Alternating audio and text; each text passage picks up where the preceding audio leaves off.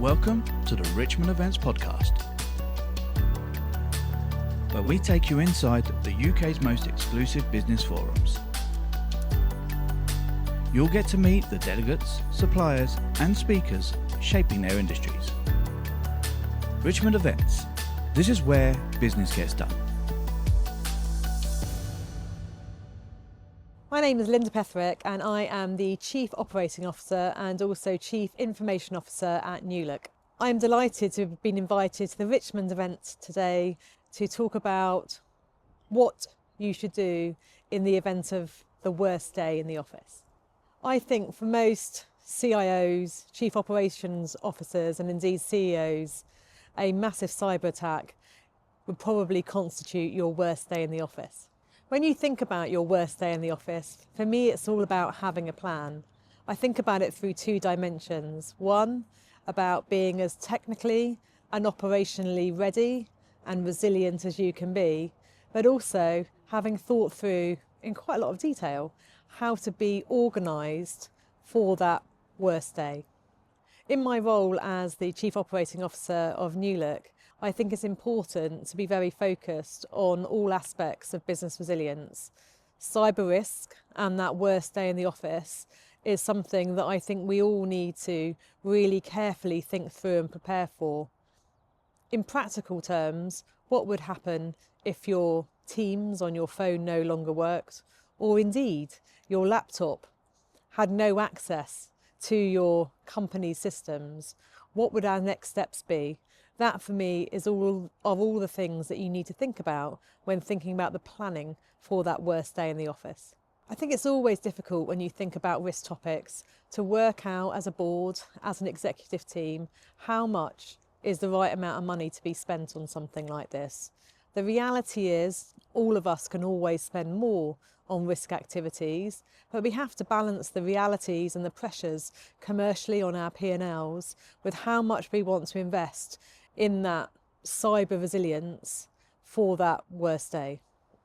I think in practical terms, when we think about how much money we want to spend on cyber risk, we have to work out what is practical and where our risk appetite at board level really exists.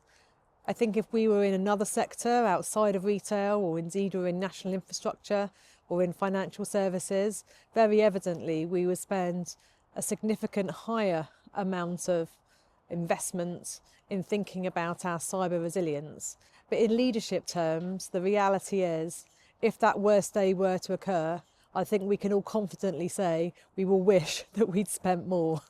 I think if I think about the people that I've been speaking to about cyber risk through the session today or in the coffee areas, I think depending on the nature of your business, whether you're operating in stores and e-com or only e-com, and the size and scale of your business, I think everybody finds it helpful to talk to and think about and actually remove the jargon associated with what often feels like a really complicated and complex subject that sometimes instills fear just talking about it, let alone imagining it actually happening.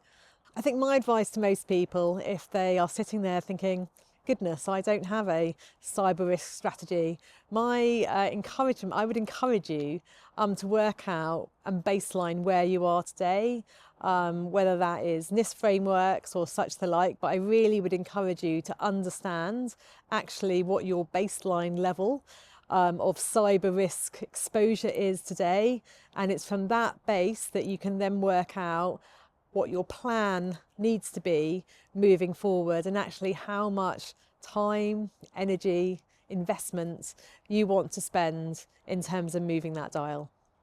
I think the Richmond event that I've been at today has obviously been a fabulous coming together of retail and e-commerce professionals. It's been fabulous to be part of this Richmond event here today.